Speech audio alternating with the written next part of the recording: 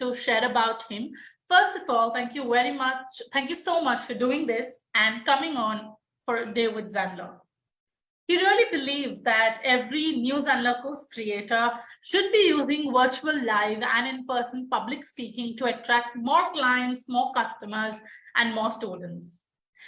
But at the same time, audience expectations for the speakers have really changed in the past 2 years, looking at how the economic and the business industry has changed.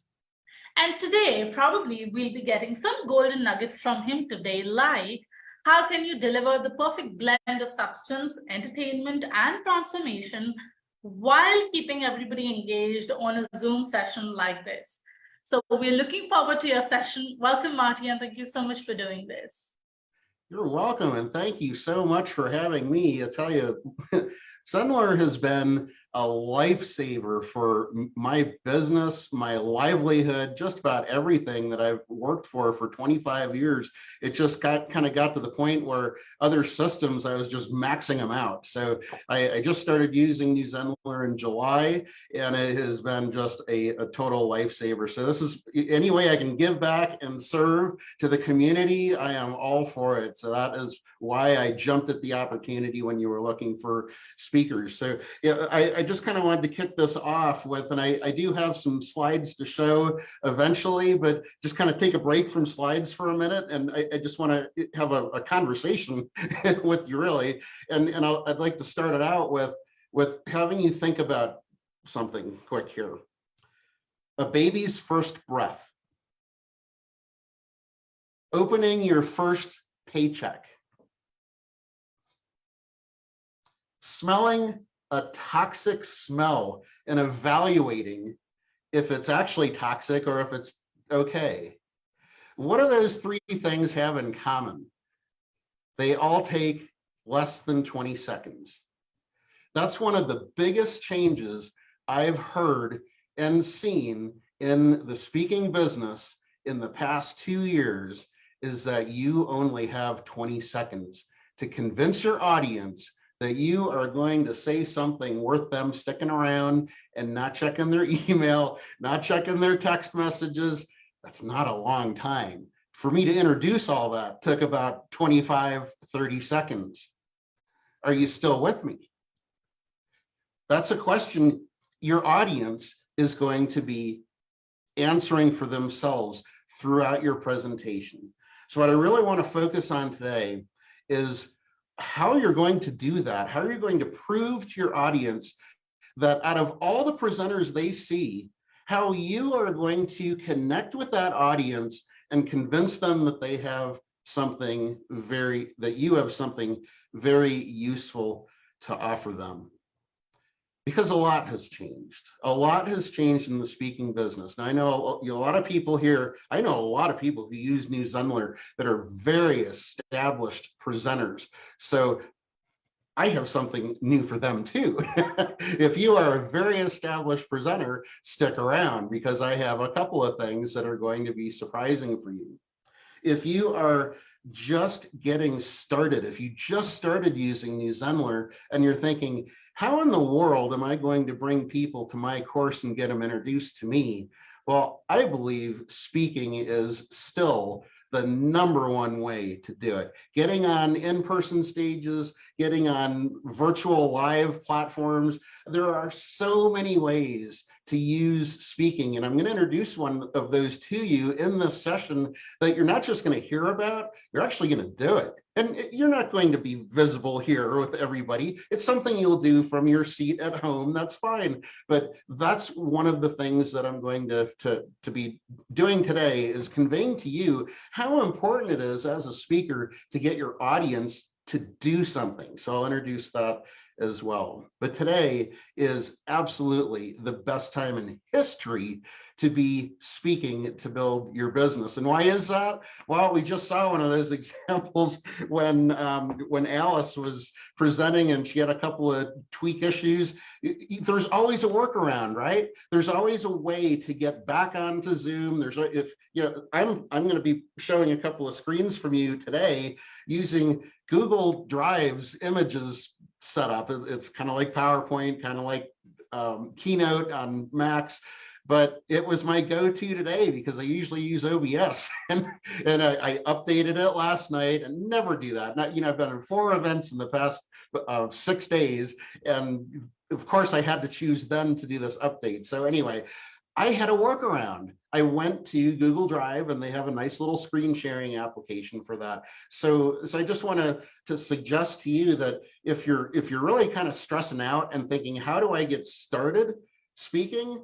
Then I'm going to give you a pathway for that. If you are already established and you're saying, gosh, you know, audiences don't really react to the content that I used to deliver 3, 4, 5 years ago, well, there's a reason for that. And I'm going to share that with you as well. So, you know, a lot of you too, that you might be thinking, well, of course, Marty, you know, you've been doing this for a long time, part of National Speakers Association, longtime member of Toastmasters, great, great, great. This stuff is all easy for you to just jump in and give presentations. And I would be the first person to challenge that. I am the least likely person, maybe on the face of this earth, to be using speaking to build my business. When I was in 7th grade, I was asked to give a book report, a simple book report. All I had to do was write the darn thing on a piece of paper, walk up to the front of the room and read my book report to the class. That's all I had to do. And I walked up there and I looked at my piece of paper and it was shaking so badly I couldn't read a word of my handwriting was terrible enough as it was, but I could not read what I had on my piece of paper. I sat down, the class was laughing, and I said, I don't ever want to do that again. Why would I ever want to do that again? And that carried me through not just high school, but almost all the way through college. I was a marketing major and I couldn't stand up in front of a group and talk. So fortunately, in college with marketing majors, you do a lot of group projects. You have 3 or 4 people in a group and you'll have a presentation you'll have to make. Then there'll be a portion of the project that has to be written. So what did I do? I volunteered to be the writer. I said, you guys go up there and do all the presentation, I'll do all the writing. So I figured out a workaround, right? I figured out how to get out of it. But man, did that come back to bite me, because when I first started my very first business, it was in the music industry. I have a little guitar over here. That guitar is there to remind me of the very first business that I started. It's called musicmates.com. And it became the largest musician referral in the country. But it started out and it almost didn't make it at all. Why? Because I couldn't get up on stage. The very first time I got up on stage to talk to the audience was at a jam night where you get guitar players and bass players, drummers, and they're all showing up to jump up on stage and play for a little bit. And between sets, the band, who I helped form because of the system that I was using, the website that I formed, they asked me to talk about Music Mates a little bit. And I got up there and I talked for about 5 minutes. I was like looking around saying, here's 100 people in this room. I'm going to sign up all of them in this system tonight. Oh, this is going to be great. So I talked for 5 minutes about Music Mates. My legs were shaking. My hands were sweating. It's like, I haven't done this in a long time. It's like, what is this terrible feeling that's come back to me? So I gave my 5-minute spiel and I walk off the stage and I walk down the steps and there's a guy sitting in the first row and he taps my leg and he says, what the hell did you say? I couldn't understand a word. You were 5 feet away from that microphone. Well, my opportunity was blown. I walked out of that room with the tail between my legs, never to come back again. And I drove back and I said, do you really want to do that? Do you really want to sacrifice the opportunity of all those people that could come into your program? They were just waiting for you to say something that would help them. So I joined not 1, but 2 Toastmasters clubs the next day. If you are not familiar with Toastmasters, it's not about making toast. It's about giving toasts, practicing your presentation skills in a supportive environment. There are thousands of Toastmasters clubs around the world. You can just go to toastmasters.org and find a club for you. What's really been helpful too is that Toastmasters clubs have evolved themselves to not only feature or cater to people just getting started with speaking, but also there are advanced clubs and even a few clubs designed for professional presenters. So if you plan on really getting into using speaking to build your business, it's worth your time and effort to get into a Toastmasters club somewhere that works with professional speakers, that has a majority of their audience or their membership being part of the professional speaking community. I belong to one of those. It's called Professional Presenters Toastmasters here in Denver, Colorado, but we have members all over our country. I don't work for Toastmasters. It's not an endorsement that way, but Toastmasters is another one of those lifesavers that I certainly would not have been able to build my business in that way.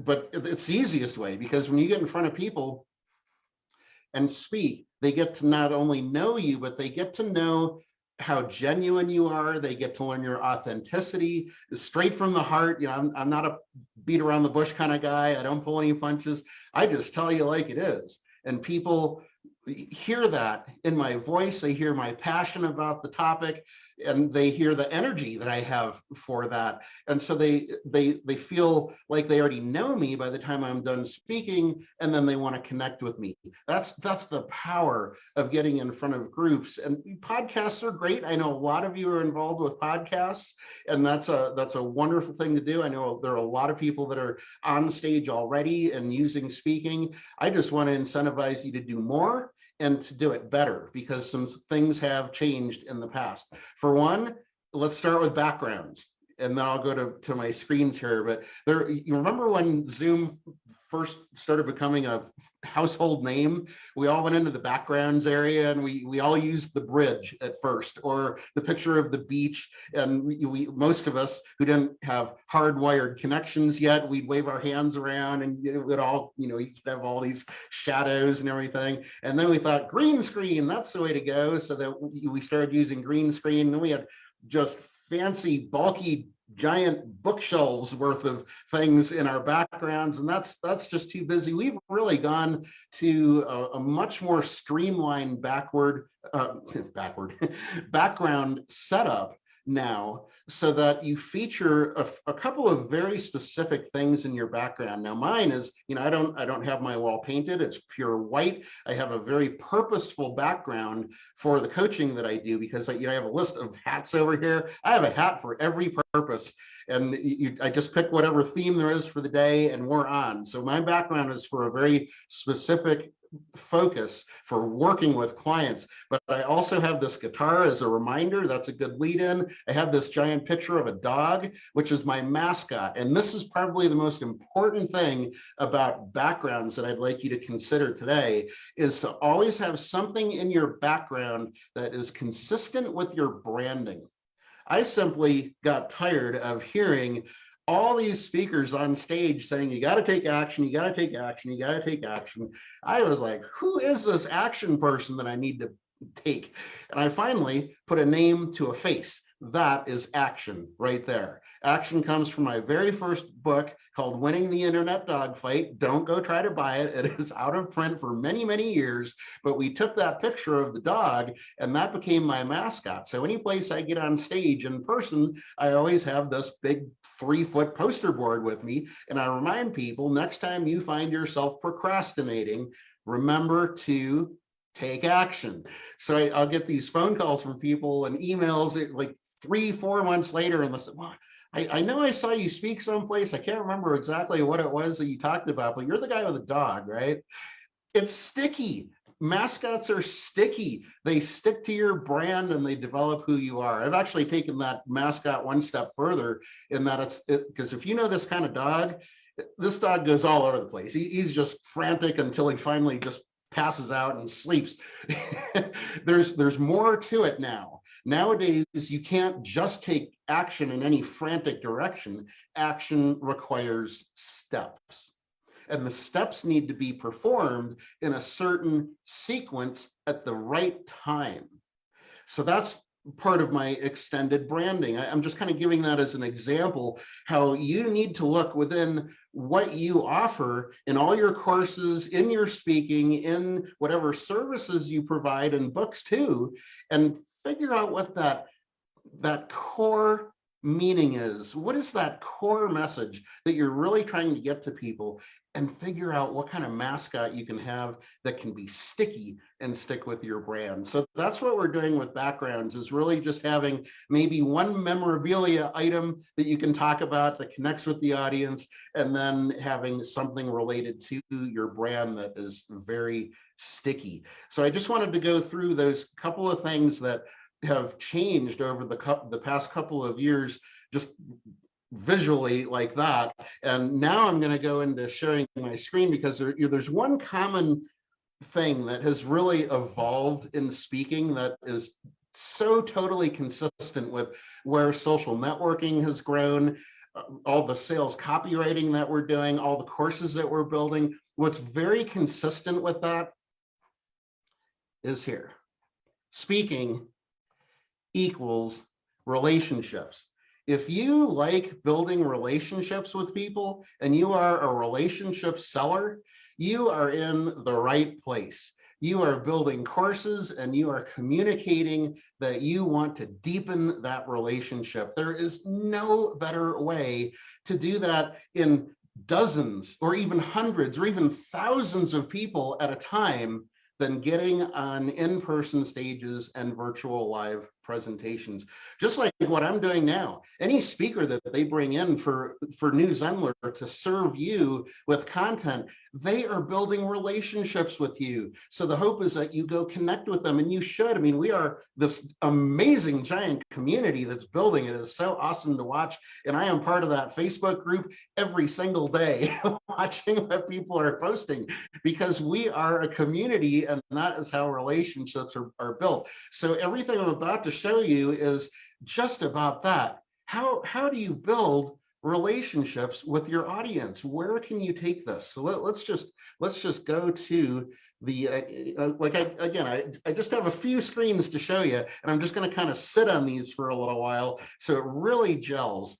But number one is you need to start surprising your audience. I have this big picture of pancakes, and I actually have a real pancake right here on a plate. And a lot of times what I'll do is I'll open my presentations with this. Depends on the audience. You really have to know your audience, but pancakes, I think you call them flapjacks in the UK, right? But you know, there's hot cakes, there's all kinds of different names for this amazing thing.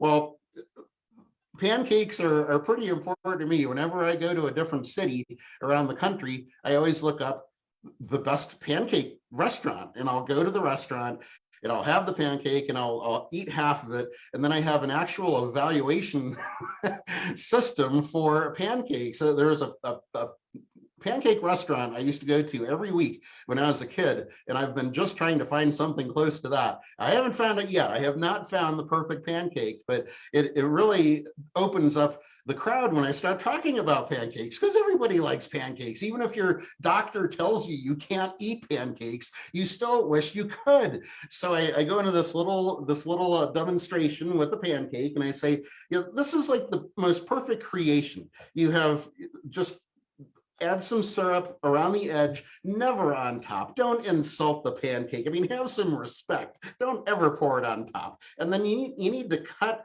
your pancake with a fork, one piece at a time. Don't chop it all up and then pour syrup all over the top. No. There's definitely a way to do this. But this perfect invention came along, and then we started adding to it. We started putting strawberries on it, and cherries, and blueberries, and nuts, and all kinds of, well, things that hide the pancake. What do we have? You can't even see the pancake, right? Well, that's what I present to people as what's happening in speaking, is that we're adding so many things on the outskirts. We've got OBS, we've got Ecamm, we've got all these, adding video, and just so many things that distract from the message, because there's a tendency for us to get consumed by this technology to the point where we've forgotten about, or really put on the back burner, the actual message that we're trying to get through to people. So you can have a lot of technology in your presentation, you can have zero in your technology in your presentation. What's most important is the outcome for the audience. So yeah, and everybody understands that. When I talk a lot to groups of business owners who are just not used to speaking at all. They just want to do their roofing job, whatever it is, and they don't want to be thinking about getting on stage. My job is to try to inspire them to do that and show them the pathway to get started.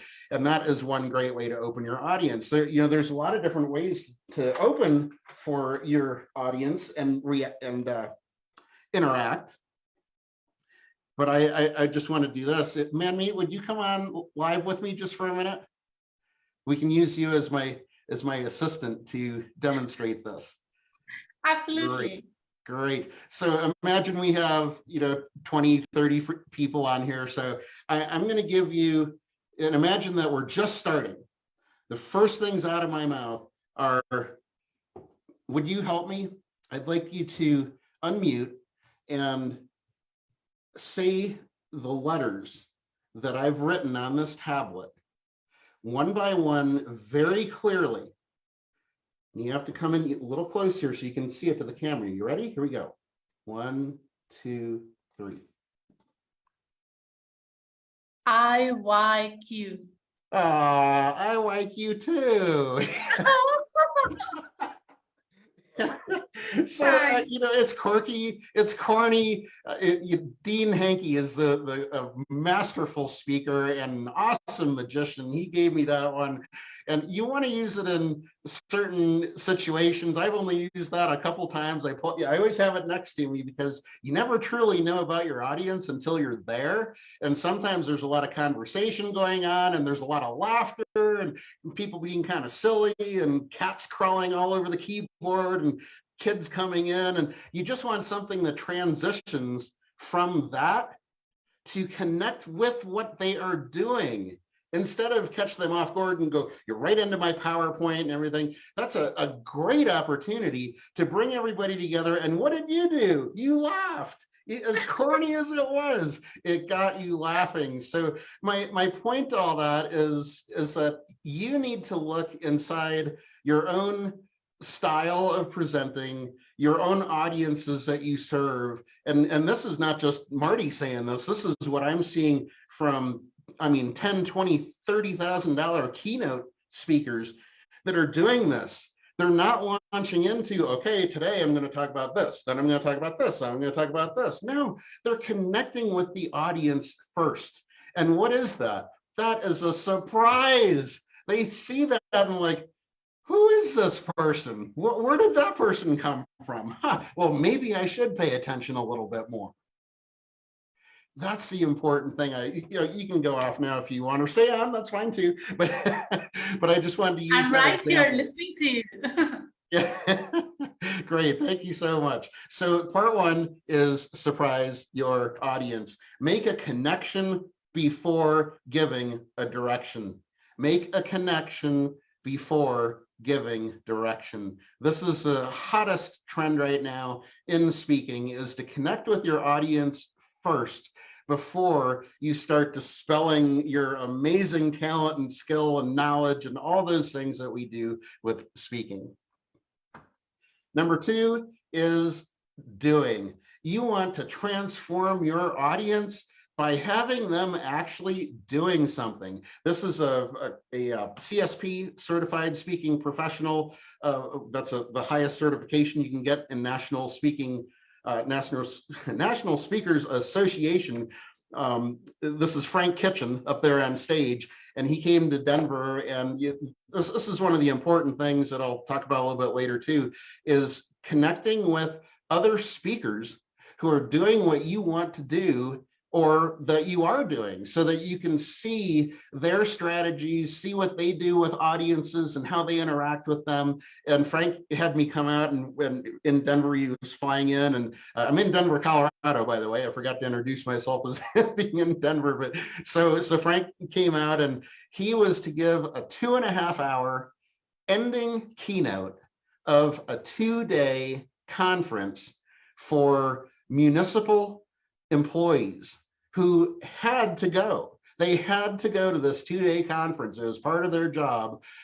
Can you imagine being forced to go to a 2-day conference? Here it was 3 o'clock in the afternoon in Denver, so rush hour was about to start. Anybody who has events in Denver knows that you end your event at 3 o'clock because everybody's going to want to leave anyway because they want to get home from traffic. So what does Frank do? He takes the ending keynote slot, 2.5 hours.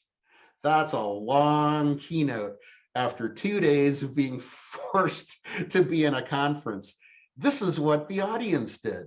They were up and all over the room, changing positions and learning at the same time. He got a standing ovation at the end. There wasn't a single person that walked out that door until he was done.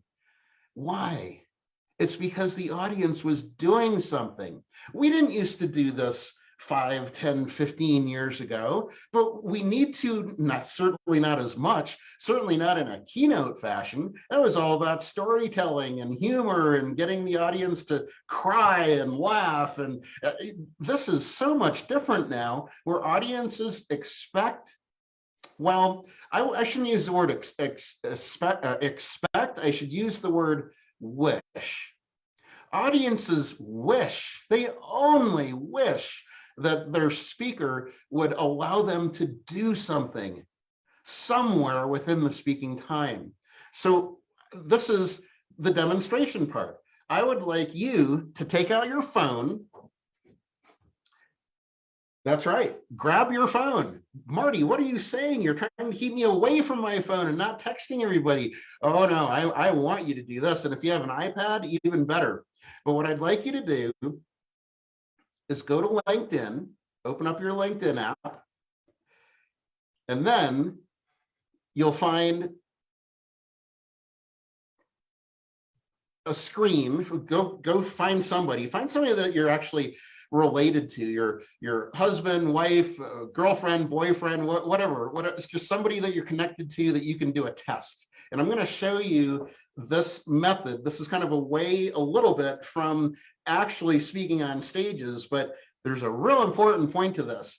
And this is like $1 million nugget right here. This is worth you getting up in the morning today and investing your time in watching this one tip. And that is to use instant video on LinkedIn to connect with your connections, your first level connections. And that's why I have this screen up first, is because you need to be connected with a person at the first level. Now this person here, I blocked out his name because I use this a lot in my presentations and I don't want to be just kind of promoting someone specifically, but it shows that I'm connected with this person at the first level. So find that person that you're connected with, level 1, and then click on the message button. Next, you're going to scroll to the bottom of that where you see write a message, and then you'll see in the little red box that I have there, a pay-per-click. A pay-per-click. That's hard to say, like pay-per-click advertising. I'm stuck on that. So click on that or tap on it on your phone. And if you are using an Android, I don't actually have a screenshot there, so you kind of have to hunt around a little bit, but it has the same feature. And then you're going to have a drop down that comes up. And again, in the red box is take a video. Now this video, when you take this video, you're going to be able to shoot it to that person as a direct message. So we do a lot of direct messaging, right? In Facebook and LinkedIn. Well, this is doing a direct message with a video. Okay, so now you're going to take your video and notice that this is vertical. You have to hold your phone like this. It will not work if you do it like this. We're always used to doing selfies, right? Horizontally. But this one, you have to curve your hand around. It's kind of awkward if you're going to use one hand and then hit the start button and the stop button. But when you record this, just record something short, like just testing this. Go ahead and do it. Take a couple minutes. I'm going to keep talking a little bit, but I want you to actually try this and do it. And then connect with me somewhere along the line here. And I would love to hear people in the chat, because we can see this on Facebook. If you put something in the live Facebook chat that you've done it, just let us know. Say, did it. That would be great to see that, because this is something that you are doing as an audience member. Now, how can you use this? How can you really use this? Well, when you're talking with somebody for the first time, you're emailing back and forth, somebody's decided to connect with you and you've accepted, now your first level connections, right? Instead of sending a private message to them and saying, hey, thanks for connecting, we're connected now, what do you do? No, what you do is you send them a video and say, hey, I am so glad that you reached out and connected with me. I'd love to have a chat with you sometime one-on-one to find out more about what you're doing. I'm going to put my Calendly link in here if you'd like to schedule something. Have a great rest of the week. I always end with have a great rest of the week. It's just something that shows you're in a good mood, you're positive, and the video shows that you are happy and positive. So you always want to be happy and energetic and positive when you do this. And you know, 100%, every single time I do this, I get a response, which means what? It means people have seen the video that I've sent. Now, if you're working with meeting and event planners and you get them on the phone, you're talking with them, you've connected with them on LinkedIn, do the same thing. Hang up and say, hey, I am just so glad we had that talk today. I'm working on the proposal to send to you. I'll have that to you in just a couple hours. I just want to say it was great talking to you. The organization you work with just sounds amazing. I really look forward to being able to work with you and potentially presenting at ABC conference. Have a great week. I hope to talk soon. That's all you need to put into one of these videos, but it takes a little bit of practice so that you get your own little style. And then what you need to get is an iPad with one of these big stems on it, so you can tie it and you can attach it to your desk. And then every time you connect with somebody on LinkedIn, just make this part of your marketing program. You swing this thing around and you put it in front of you and you find that person on LinkedIn, boom, you've done your video. Or you could talk to 5, 6, 7, 8 people and crank out all those videos inside of 15 minutes. Because when you record this and you press send, it automatically sends. There's no uploading to YouTube. There's no uploading to you send it, or all the little storage places we have out there. It is immediate. So again, I'd love to see in Facebook chat that says I did it, or at least I found it, so that you can plan to do it later. But this is a really important step for you.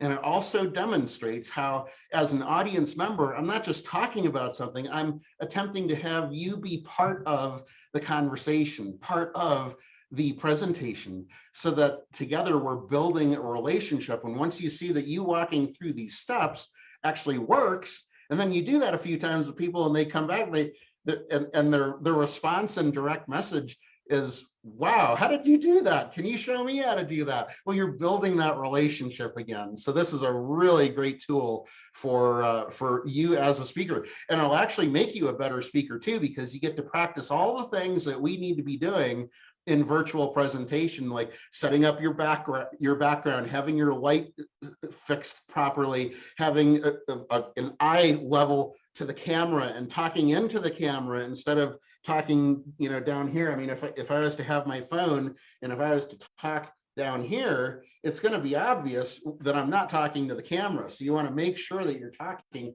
find where your camera is on that phone or your iPad. And if you have to, take another pair of I've got glasses on here, but if I need to, I could take this other pair of glasses and put those darn things right on top of my camera lens so that it looks like I'm talking to a person. Use maybe crazy green sunglasses or something to draw attention to it. But that's a really good strategy for getting you used to talking to the camera. And of course, when you're when you're listening, when you have a bunch of people on virtual live and other people are talking, that's fine. Look at the screen. But when it's your turn to talk, look at that camera lens. And why is that? Because you want to have that eye contact with everybody. So there's a great reminder for you to always remember to that people remember more if they've already started. People remember more if they've already started. That's why you have a method. You have an expert method, something that you do better than anybody else in the whole world. That's why you're in business, right? Because you have this service that you know is better than anybody else, what they're doing in your focus of business. This is your opportunity to showcase that method by having them do one of the pieces right there. So if you can help them to do that, how much easier would it be if they were to actually work with you one-on-one or to go by your course? That's what we're trying to instill in people here, is that you're not just about giving them content. You are about them taking action, right? My guy right up here. All right, let's keep going. So part 3 is getting feedback. This is one of the great aspects of Zoom that has taken off in the past couple of years, is that if you are speaking to build your business or building your speaking business, you have so much opportunity to get together with other people who are professional speakers, or at least on that bridge of moving to professional speaking, or just, I mean, there's a difference between professional speaking and using speaking to build your business. Obviously, there's a difference between the two. Yet, you can find these people very easily. You know people right within the new Zenler community that you could just partner up with and get a small group together and say, hey, why don't we meet once a week for the next couple of months and just practice presenting our businesses to each other, so that when you go out into the field, when you go out onto those stages, you are prepared. That is one of the greatest things that Zoom has allowed for us to do. I started a small group myself. It's called speakersspeaklive.com. We meet every Wednesday for 1 hour, and that's what we do. We practice our introductions, we practice speaking, we give feedback to each other.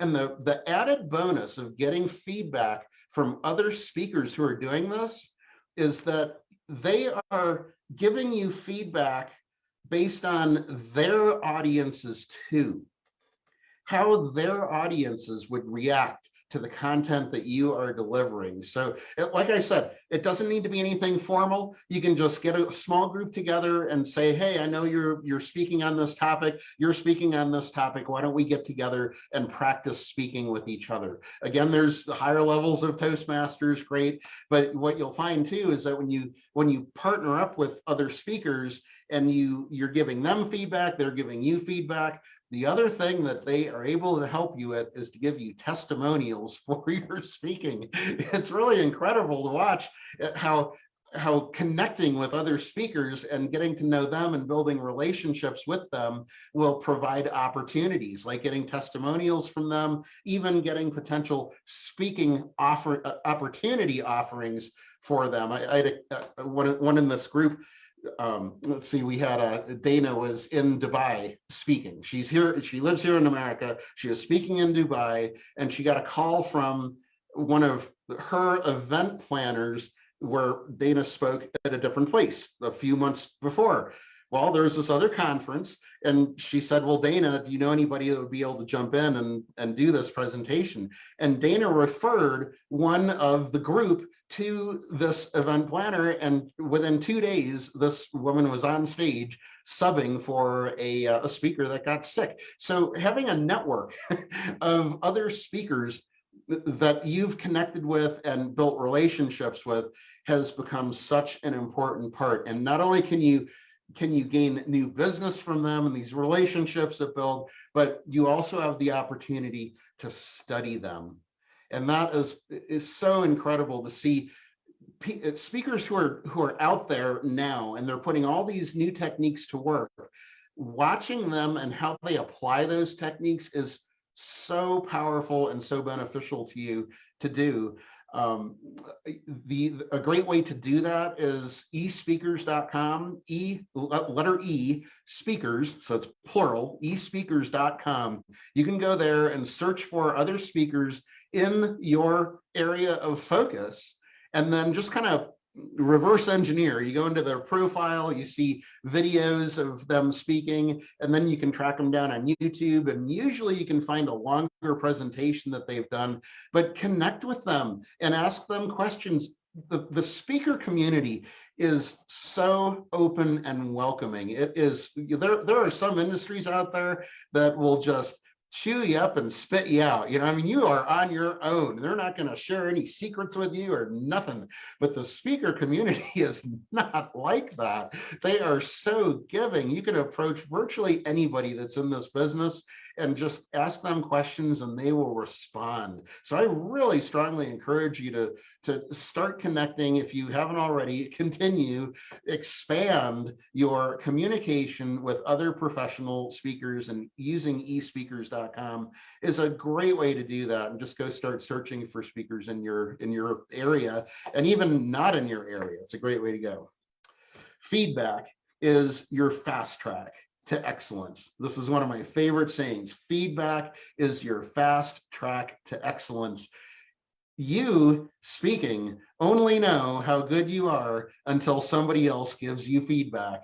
And what better person than to have other speakers giving you that feedback and just being honest with you and saying, hey, if you really want to take this to the next level, I'd like to offer you some really constructive feedback that'll help. It's just, I don't even think you can put a price on it, but that's what you can look forward to if you seek feedback to get better at this craft. The other thing is practice, and that goes back to this other screen here, practicing with other speakers as your audience in a nice, secure, supportive environment. Zoom, you vet everybody that comes in, you've handpicked the group that you're putting together. However you do it, getting in front of other people and practicing your content so that you are not on stage with a dry run in a place where it is the money stage.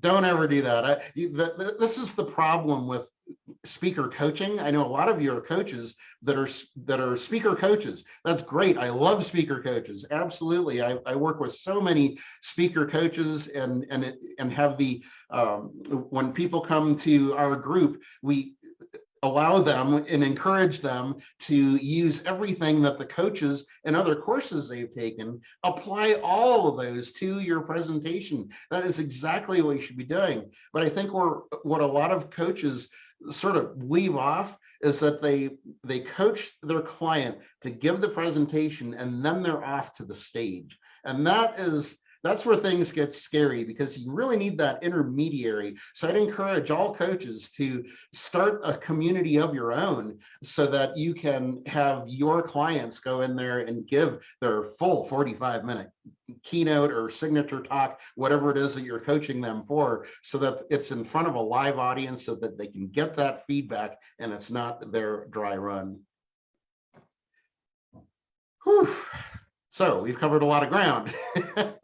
I'm just going to do a little recap here before I'll open up and see if we have any questions here, and then we'll just conclude at that point. But speaking is building relationships. That is the one thing that I'd love for you to walk away with, is that if you love making relationships with your clients, which I do, one-on-one, small groups, then just imagine elevating that and building relationships with people by the dozens, by the hundreds, by the potentially thousands.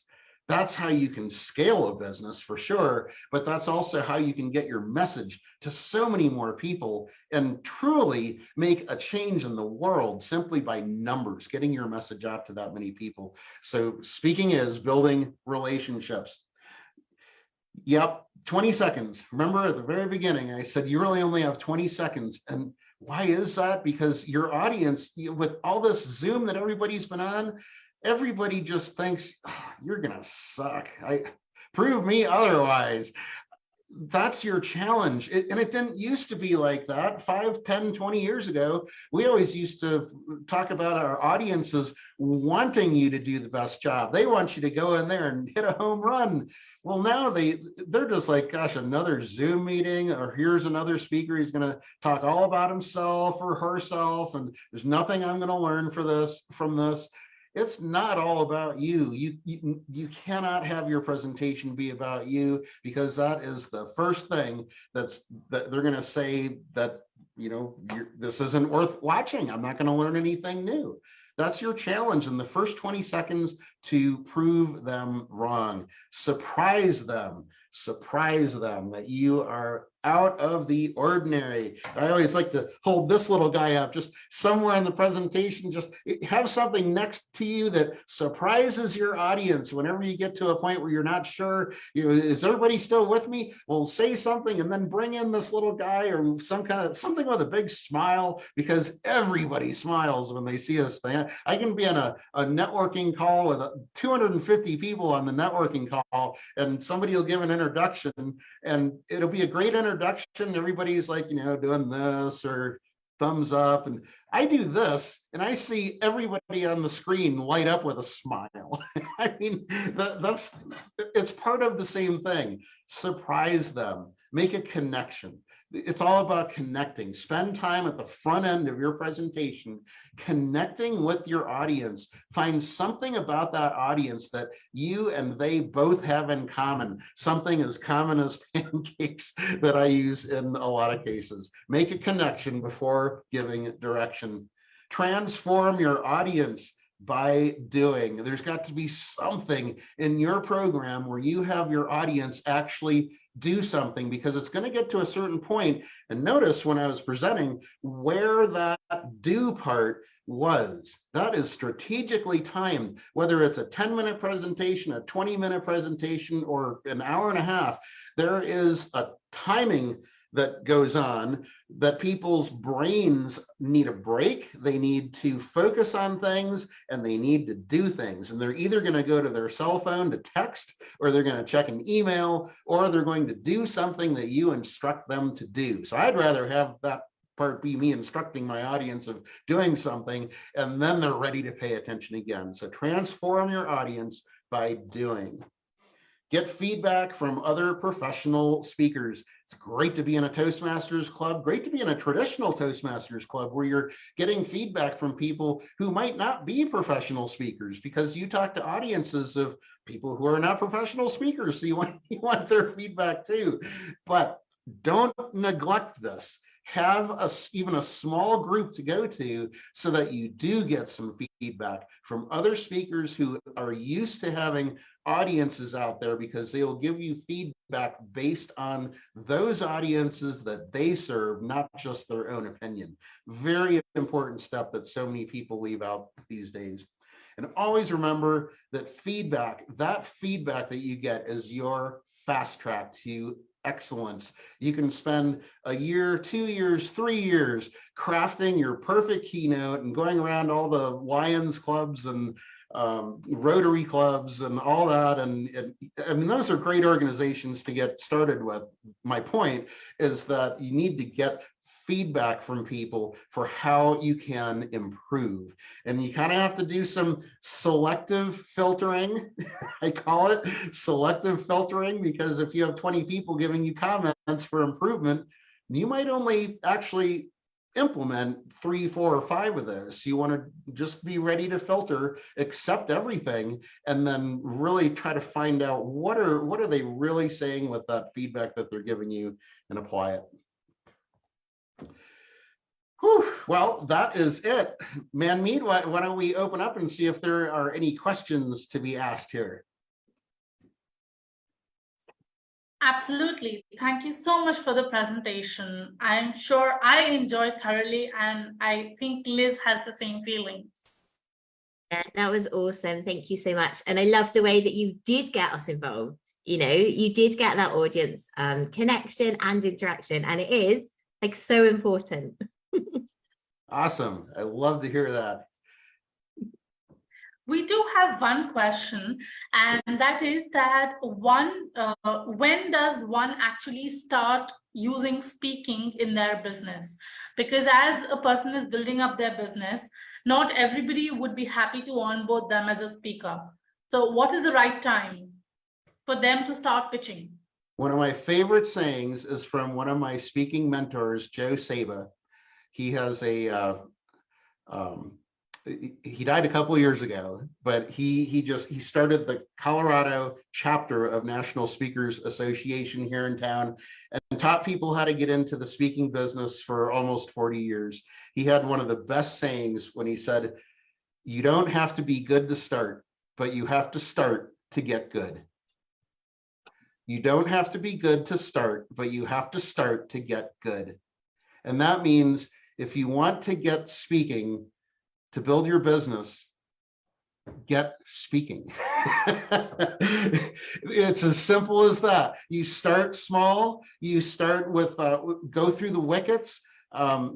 Just a little example I share sometimes. I'm watching the clock. I want to make sure that we're on time here, but we're about to go on a snowmobile trip in the mountains of Colorado here, and we've been on scooters, we've been on wave runners, jet skis, right? And what do they have in common? They all have a throttle, right? There's a throttle on the right handle.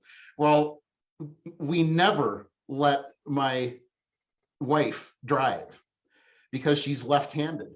So everything's backwards to her. She tries to throttle and she brakes.